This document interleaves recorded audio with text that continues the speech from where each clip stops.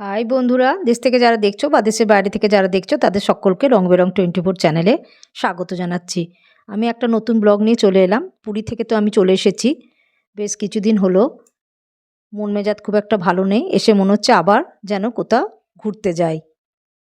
প্রথমে আমি সকালেই দেখো কাজ স্টার্ট করে দিয়েছি। সকালে চাটা খেয়ে আমি ঠাকুরের বাসনগুলো সব মেজে ধুয়ে নিয়েছি। খুব সুন্দর লাগছে, এগুলো আমি আজকে তেঁতুল দিয়ে মেজেছি, কেমন চকচক করছে। আর এদিকে ঠাকুরের মোছামুছি করে কাপড়টাও ধুয়ে নিয়েছি, খুব সুন্দর লাগছে দেখতে। জানলায় যেমন প্রতিদিনকার মতো বাসন ধুয়ে দিয়ে দিই রোদেতে, সেরকম জানলায় রোদে দিয়ে দিয়েছি বাসনগুলো। এই যে রান্নাঘরে চলে এলাম। আমি সকালে উঠি একটু মুসুরি কলাই ভিজিয়ে দিয়েছি। আজকে মুসুরি কলাইয়ের বড়া খাবো, খুব ইচ্ছে যাচ্ছে। আর কি কি রান্না হবে সেটাও তোমাদের সঙ্গে শেয়ার করে দিচ্ছি। মুসুরি কলাইটা আমি পেস্ট করে নিয়েছি মিক্সিতে, এতে একটু আদাও তার সঙ্গে দিয়ে দিয়েছি। আর খাবার সময় এটা গরম গরম ভাজবো, এর সঙ্গে আমি দেবো কাঁচা লঙ্কা, কাঁচা পেঁয়াজ আর অল্প একটু কালো জিরে। আর বেগুনে নুন হলুদ মাখিয়ে রেখে দিয়েছি, বেগুনের তেলও বেশ বসিয়ে দিয়েছি। আর এদিকে দেখো ভাত ফুটে গেছে, ভাত এখনও হয়নি, ফুটছে। চলো বেগুনগুলো আগে ভেজে নেওয়া যাক, তেল গরম হয়ে গেছে।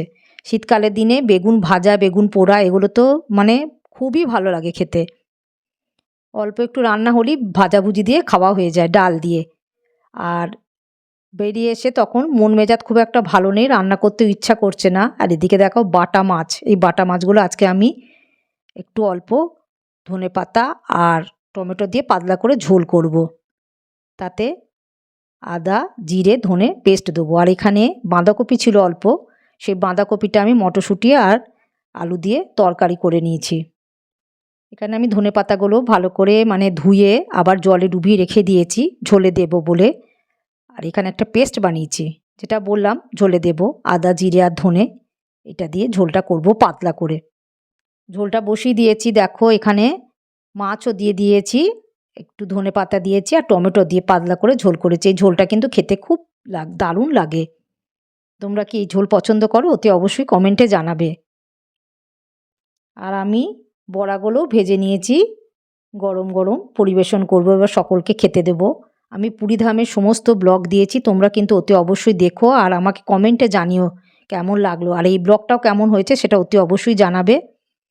আর এই মুসুরি কলাইয়ের বড়া কে কে পছন্দ করো সেটাও অতি অবশ্যই জানাবে। চলো ঝোলটা নামিয়ে এবারে পরিবেশন করব, খেতে দেব। ব্লগটা একটু ভালো লাগলে তোমরা লাইক শেয়ার সাবস্ক্রাইব করে দিও। আবার অন্য ব্লগে দেখা হচ্ছে বন্ধুরা। Love you all, bye bye, ভালো থেকো।